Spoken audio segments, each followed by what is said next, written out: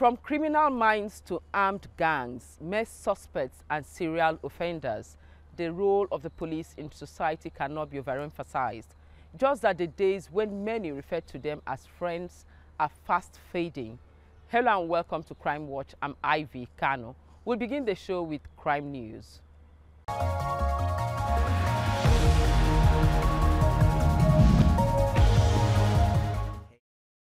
The director of the Lagos Fire Service, Razak Musibau, and 6 others who were kidnapped on Saturday have been released by their abductors and 2 suspects arrested.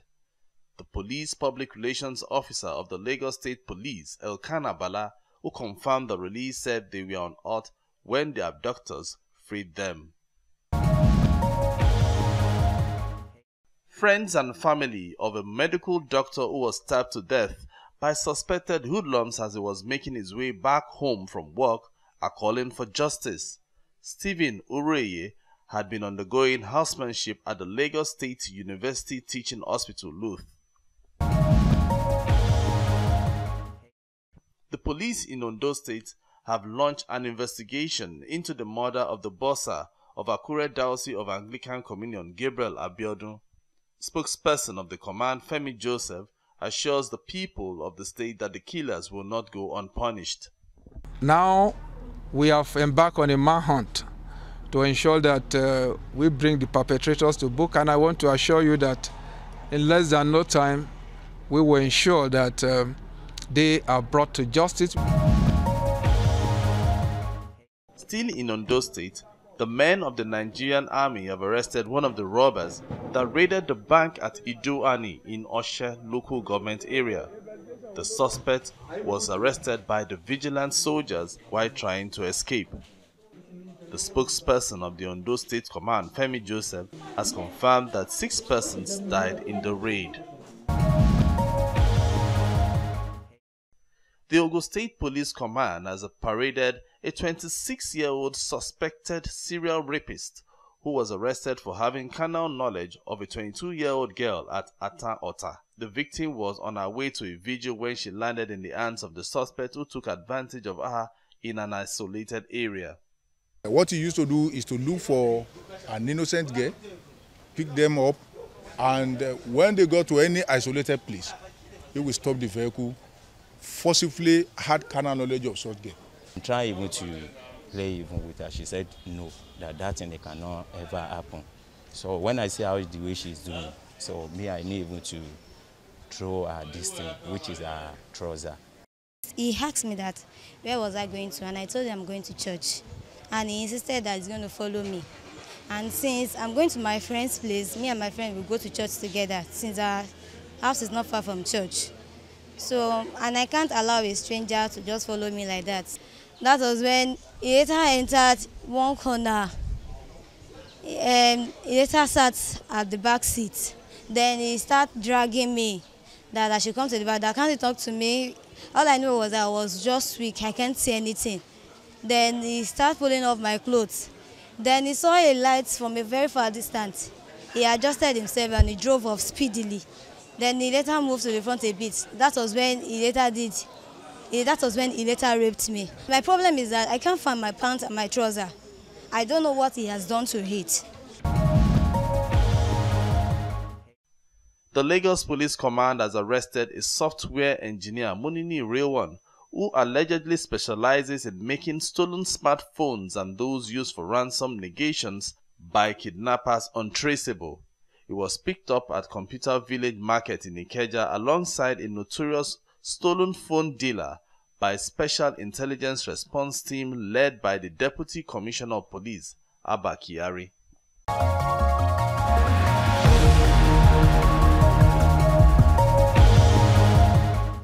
When the government put the police in place, their role is actually to protect the citizens. But some of them turned back to attack some very vulnerable people. Now, who protects Nigerians from the men in black?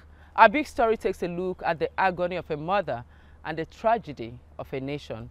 Details in this report. From the soccer viewing center to being hit by the police bullet.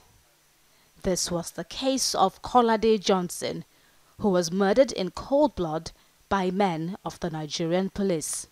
Fondly called K-Lo by many, especially classmates at the University of Benin, the late 36-year-old is father to a son who was born in 2018.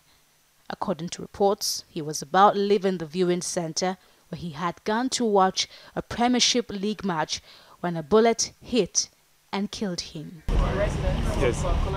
That's the police team arriving the home of the Johnsons. It was an emotional atmosphere as the family welcomed the command senior team. Speaking on behalf of the family, Kolade's father says his son's death should serve as an end to police brutality in Lagos and the country at large. The team from which the killers came from, they are rising up to the occasion. So if they can rise up to the occasion in this magnitude, I believe justice is coming to be done. Not just for my family, not just for the immediate family, but for the generality of Nigerian youth. That's the essence. We don't want you being killed unnecessarily. I want the arrested people, the identified killer, be paraded. The Odilum trial will start immediately. You have heard I've inviting all the witnesses to that incident to come forward and give evidence while we are trying him. The police boss didn't disappoint as he headed back to the command to allow journalists access to those who shot and killed Kolade Johnson. They told me that they are not three. There were two. No, there were three. Sad and unfortunate moment that I'm showing you the faces of my policemen today, rather than the tradition we always have of parading suspected criminals. I've always said that the Nigeria Police Force will not shield, will not protect any police officer who engages himself in illegal activities. We had a distress call that we should move to Mangrove. So on getting there, we saw some group of guys smoking in their aim. We called their cultists. So we effect an arrest there. So suddenly they mob us, me and my boys, they mob us there. So in terms of escaping them all around, so I fired up. So I didn't know how he got to meet the boy in question. Apart from this incident, another police officer recently shot and killed a senior secondary school student, Hadija Anifowoshe, at the Adamo Ikorodu area of Lagos.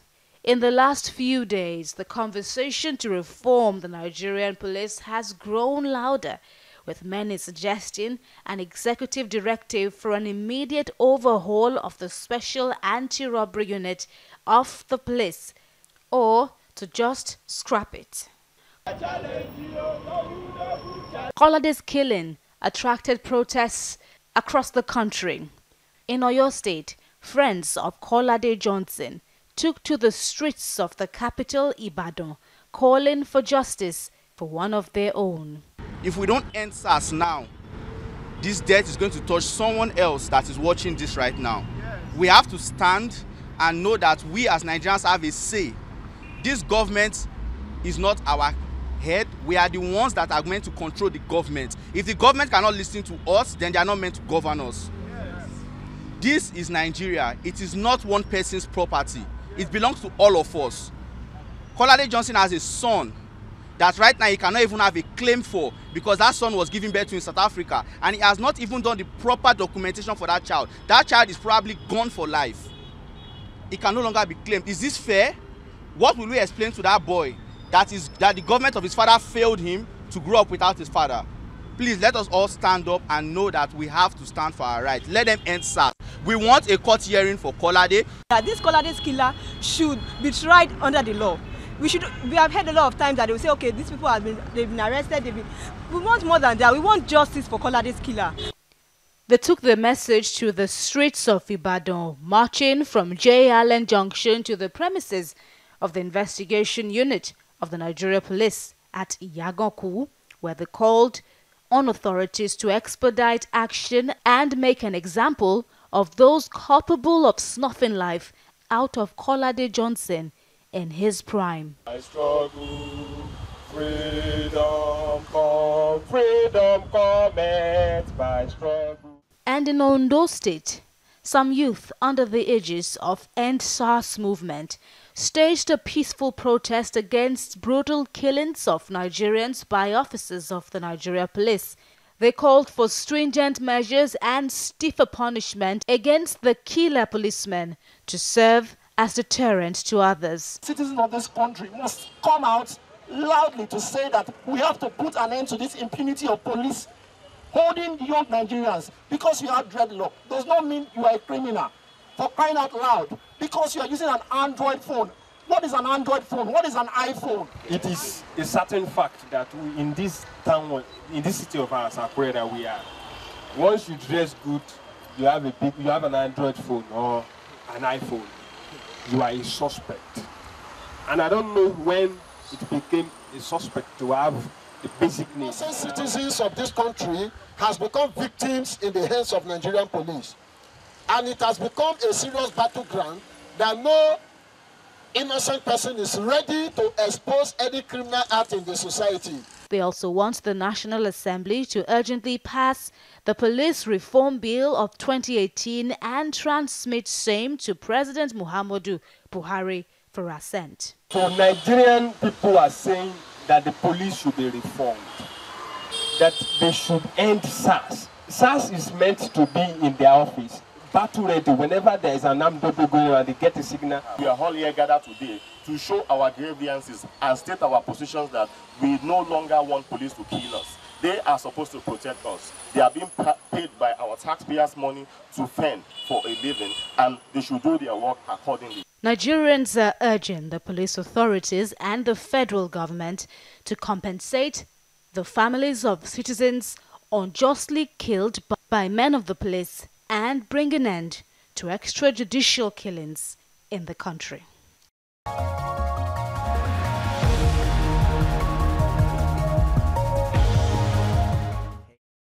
On our interview segment this week, Crime Watch made a stop at the office of a human rights lawyer to explore the growing concern of police brutality and human rights abuses. Take a listen. We'll be talking with human rights lawyer Olarewaju Ajanaku, and we'll be talking police brutality. I will start with, what exactly is police brutality? Thank you. Well, to talk about police brutality, I will put them in two segments. Police brutality while arresting and police brutality after arrest. The first segment, when police officers do go about to arrest people who have been suspected to have committed one crime or the other, the mode of arrest, the way the arrest is carried out, the punishments meted out on people that have been arrested, different from what the law prescribes. Because the law simply says, if you want to arrest a person, all you need to do is to tap the person if you are coming from the back, or just stop him and say, you are under arrest. If it is an arrest under warrant, you show the person the warrant of arrest. There are some arrests that can be done under warrant, and there are some arrests that can be done without warrant. But what you see these days is just having a person being pointed to them that, oh, look, that's the person we are looking for. That is the person who has committed so and so infractions against the law. What you see them doing is perhaps hitting the person with the butt of the gun, or kicking the person from the back and all sorts while arresting. Then the second segment is while trying to elicit statements or confessions from the people they have arrested. In this while, what police do, not all of them, some are now refined, but there are so many other people who are not refined in any form. They feel that because they have the law behind them and have the power of the gun also with them, they can do anything to you to ensure that you speak what they want to hear. If they begin to speak, if they begin to ask you questions, and it seems as if you are not forthcoming, or you are not giving them what they want to hear from you, then you see the other side of these police officers. What they do is descend on you, beat you up, tie you up, hang you, to ensure that when you are under that prayer, you will be ready and willing to give them information that may not even be true. You want to, at that moment, when you are under prayer, want to tell them or say things that are quite ill against yourself so that you can be freed from the acts of beating, acts of hanging by the police officers that have been meted on you. That's just simply what brutality is on the part of the police officer. Okay, so let's bring it down to our society. The law says you have to tap whoever you want to arrest on the shoulder. And now we know how our society is. What happens when you tap and the person refuses to follow you? Yes, the law permits the use of force. When you have told this person that you are under arrest and you want to bring the person in and the person refuses to follow you, the law says you can use minimum force. Minimum force to take the person in, and not you kicking. Kicking is not a minimum force. Hitting is not a minimum force. Using the butt of the gun is not a minimum force. You have exerted the maximum force on the person or the body of the person that you wanted to go and arrest. But the law frowns at that. If at the end of the day, peradventure, the person you have arrested was not guilty of the indictment of the allegation against him in the first place, and you have perhaps wounded him, or you have perhaps, in the course of arresting the person, he got injured, perhaps he lost his eyes and all that, will you be able to adequately compensate such a person? That's why the law sees this and says exert minimum force on the person or the body of the person that you want to arrest. But in this wise, it is not so. We have seen it. We have seen that happen all over, not just in Lagos. We have it done in all parts of the Federation, where police, in the course of arresting people that have been seen to have committed infractions or seen to have committed any crime, are being forcefully arrested. Brutally beaten and then taken in. In that wise, what do? You succumb. Now, I know there's a part, I don't know if it's in law, that talks about an officer videotaping statements when he's obtaining statements from a suspect. So am I right? What does the law say about that? The law is very clear. In the Administration of Criminal Justice Law of Lagos State, 2015, which most states have copied, and even the Administration of Criminal Justice Act that covers the Federation and particularly Abuja, Federal Capital Territory, it is very clear, explicitly stated, that when a statement is to be taken, that extrajudicial statement is to be taken from a suspect, because at the time you are at the station, you are still presumed innocent and you are deemed a suspect. While you are there, the law says simply that while you are taking that statement, it must be covered on video. It must be video recorded. Now, another issue is also that while video recording same, there must be a presence of a legal practitioner or a family of the person who you are taking statement from. Do you understand? But what do you find these days? I want to begin to quote certain sections, particularly Lagos, Section 9, Section 3 of the ACJL, Administration of Criminal Justice Law of Lagos State, and Section 264 or so of the ACJA. Now, 2015, all these provisions are trying to ensure that the rights that a person has, a suspect has, is protected. You must have your lawyer been there, and mind you, there's something that's very important that people don't, that some of our police officers don't do now. The law says that you record. What is the mode of recording? The mode of recording should be your interaction, not you interacting while making statements, taking the statement. It must show clearly your interaction with this person. Whether the person writes when you question him or her, or you write on behalf of the person, if you have the consent of that person to write for him or her. So while you are doing the question and answer series, that session must be video recorded. It's very paramount. You can't waive it.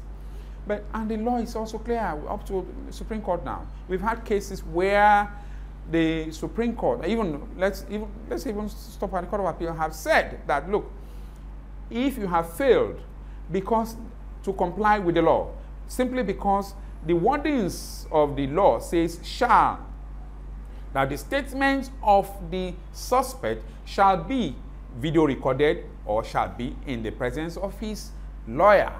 So if you have infringed or you have jettisoned this provision of the law is also there to protect the person from whom you have taken such a statement. You understand? So that is why we are saying our law enforcement agents, the police, should ensure that despite whatever atrocity they feel the person has committed, they should ensure, keep it cool, make it low, let the family member or his lawyer be there. But when you are recording, make sure it is one-on-one question answer series. That's the way it is. Okay, what happens when there's an extrajudicial killing on the part of the officer? If you have not been taken to court and the court has not found you guilty, Section 36, subsection 6 of the Constitution of 1999 Constitution is very clear that any person who has been arrested is still presumed innocent until the contrary is proved. How will you prove the contrary? When the person has his time in court. Do you understand? But you can't actually presume that the person is guilty when you have not taken the person to court. You cannot extrajudicially kill when the law has not pronounced the person guilty. Now, what do we see? We see that over time, you see cases of police officers killing people, shooting, hanging, not necessarily. Now they have devised several other means to allow the person go. They will just say they have traveled him. How will they travel him? They can make him go hungry. They can hang the person. When they hang the person and they sure wants that person to go, they allow the person to drink water. When the person drinks water, after being hung for like 15-20 minutes, they allow him to drink water. When he drinks, he passes on.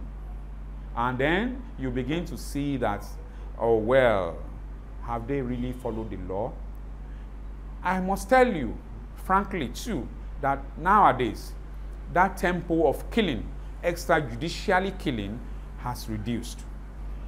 But the government, the police, still needs to do more to ensure that the police officers are retrained in the aspect of taking statements from their witness. And upon arrest, I mean, they're still human beings, they're still innocent until otherwise is proved. They should treat them as human beings and not as animals. You go to some stations, you'll be surprised, you'll be appalled at the way people are treated. Even a week ago, I was at the station. They didn't immediately know that I was a lawyer. Somebody was there, and they asked the person to remove his shirt, and they gave him, about 2 police officers, gave him slaps, different slaps on his back, and gave him a fist blow to the face. But somebody came in and said, the law is here. They took the person out, took him to the questioning room, and I had a gunshot. Whether he was shot on the leg, whether he was shot on the palm, whether he was killed, I wouldn't know. But I had the shout of the person who was so treated, and I moved out. If he was, because I wanted to complain that, why will you do this to this gentleman? Ask him questions, let him answer. If he doesn't answer the way you want it, take him back. Some other time, he might be ready to have a change of heart to tell you exactly what it is. But if you have your evidence, it will weigh well against him. So conduct your investigation properly, and the needful will be done. Okay, can you just educate us on what the law says about accidental discharge? Well, yeah, you see, accidental discharge is a defense, usually brought up by police officers or any other person who is armed, and a bullet is discharged from the arm that such a person is carrying. You understand? So a defendant will say, oh, I'm sorry, when it arises that somebody dies as a result of a discharge from the gun of that person, you could say, oh, I never knew that the safety catch was opened, was flipped up and all that, and while maybe perhaps when I wanted to drop the gun, a bullet was discharged and all that. But that should not readily avail people. As a well-trained police officer, what you are supposed to do is to ensure that the safety catch, safety clip is always on in your gun. And it's a defense. It's a defense to death of a person. But then the law will decide when it comes to trial whether it should avail such police officer or it should not.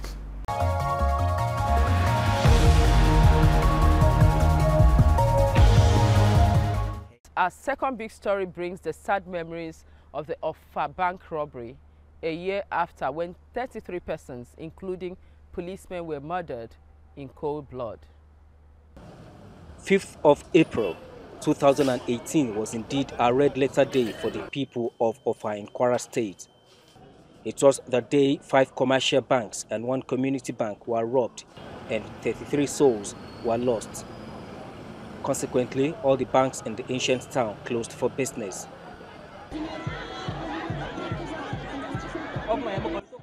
Olaniyi Tinuoye is one of the survivors of the robbery.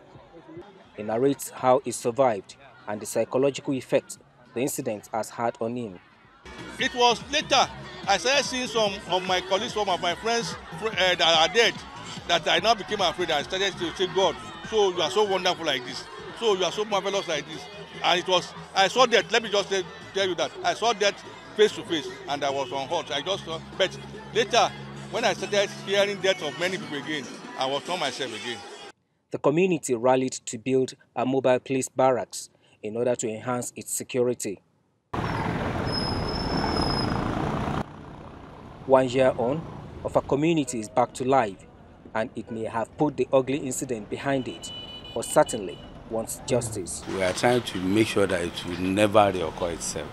But it is important that those that are behind this occurrence should not go unpunished. Very important, because this is the only thing that can prevent the occurrence of such an act.